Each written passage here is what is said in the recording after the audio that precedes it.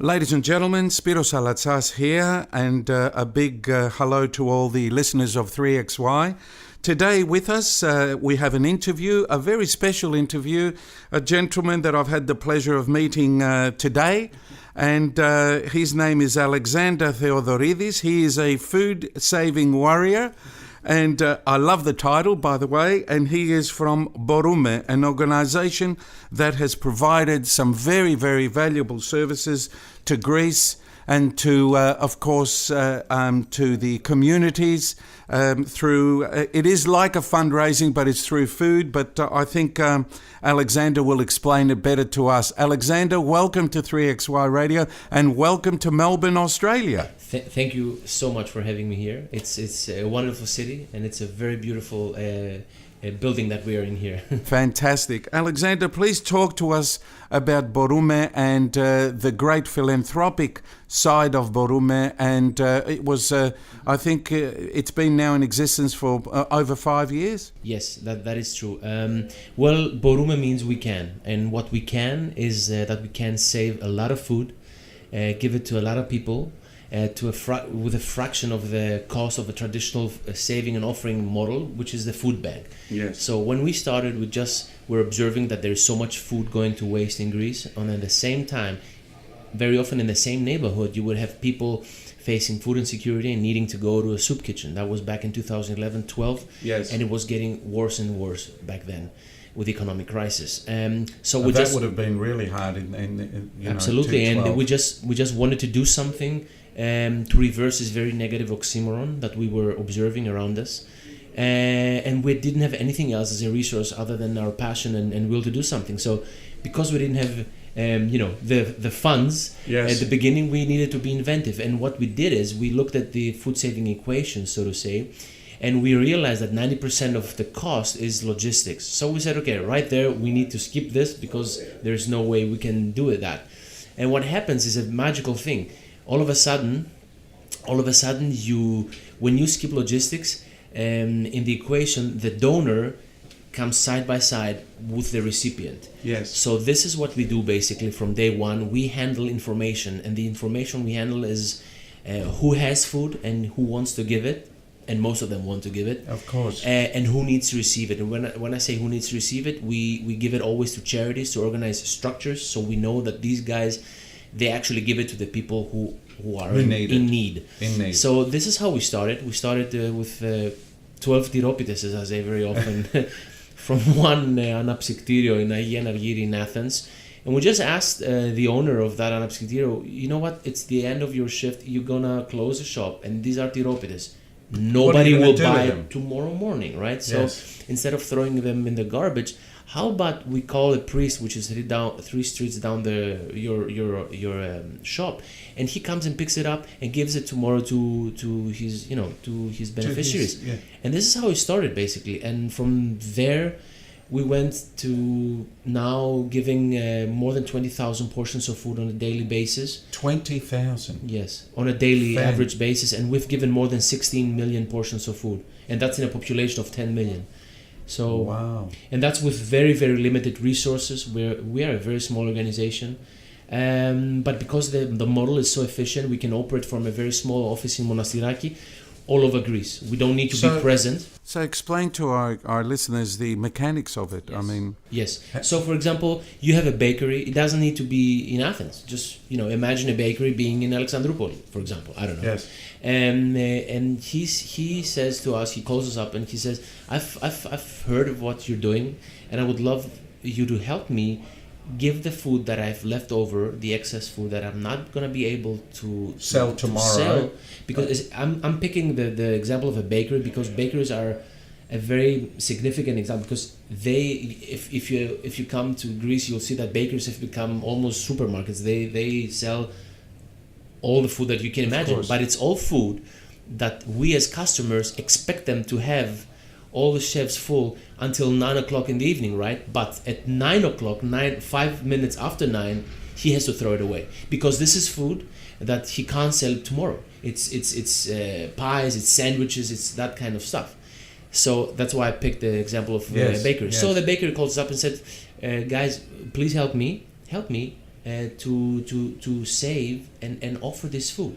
And we said, okay, don't do anything else. Just tell us what you have and how you want to give it. And everything else is handled by us. We will organize the charity to come pick it up.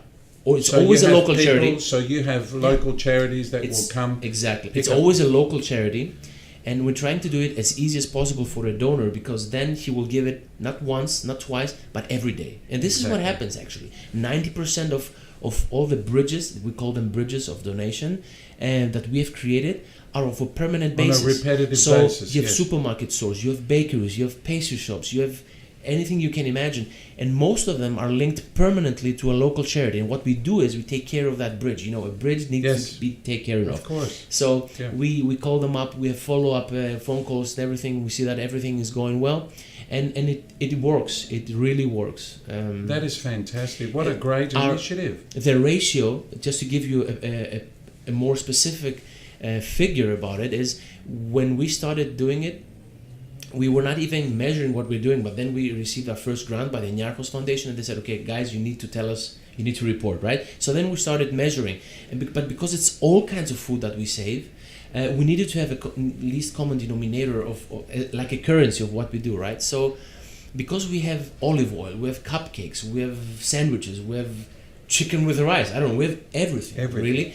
We said, okay, that's difficult, so we need to think about how we're going to do it. And the way we do it is we convert everything in calories, and for every 750 calories, we say that's one portion. Okay, so we have volunteers converting everything that we save and offer into calories and then into portions of food. So in 2014, for every euro of operational cost, we were giving 8 portions of food. If you want to actually produce the food, it costs 3.5 euros for every one portion at a soup kitchen. Yes. Okay, 3.5 euros. So you 3.5 have euros all for these, one portion yes, in a soup kitchen. For us, it's €1, 8 portions of food. Wow. That was 2014. 2015, we went up to €1 to 22 portions. 2016, €1 to 40 portions of food. Wow. That's because we save it, and because Amazing. the model is so efficient. Okay? Amazing. To coordinate something like this, you obviously need a lot of people. No, actually, no. You just need to be well organized. You just organize, and I suppose the people that do help you are the people that want to help. Absolutely. We have a core team of 5 employees right now, and all the rest are volunteers who help us. And by the way, we don't do just that. We have created programs to save food at every stage of the food chain. This means from the gleaning, from orchards and from fields. We go to farmers markets. We save food everywhere.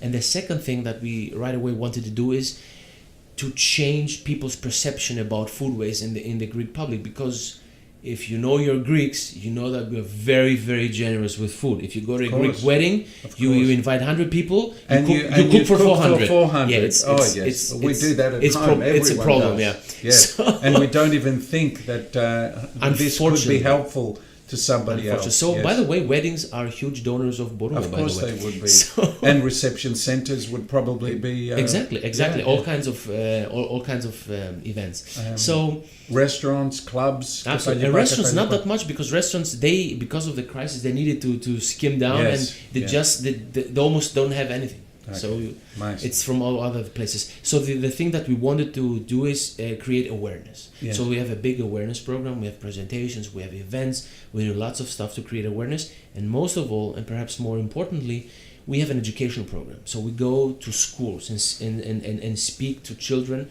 about this issue and about how nice it is to give and to help. Yes. Exactly, about solidarity, about volunteering, because this is very important in Greek society.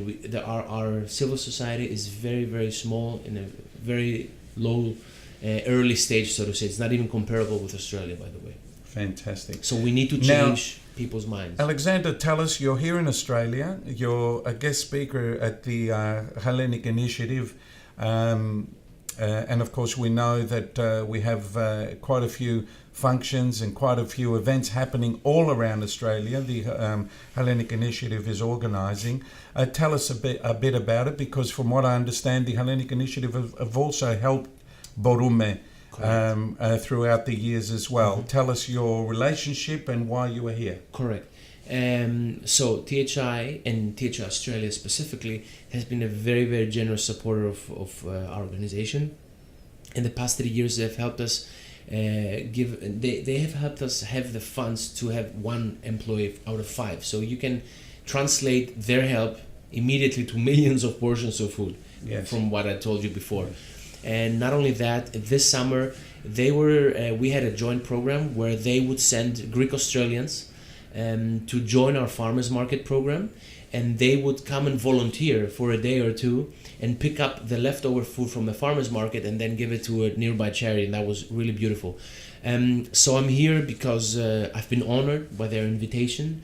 They have invited me to come and speak about firstly about Mboroume, and secondly about the situation in Greece and how THI has supported us substantially and enabling us to do what we do. You know, all the things that I described before would not be possible without THI and a few other very, very generous supporters.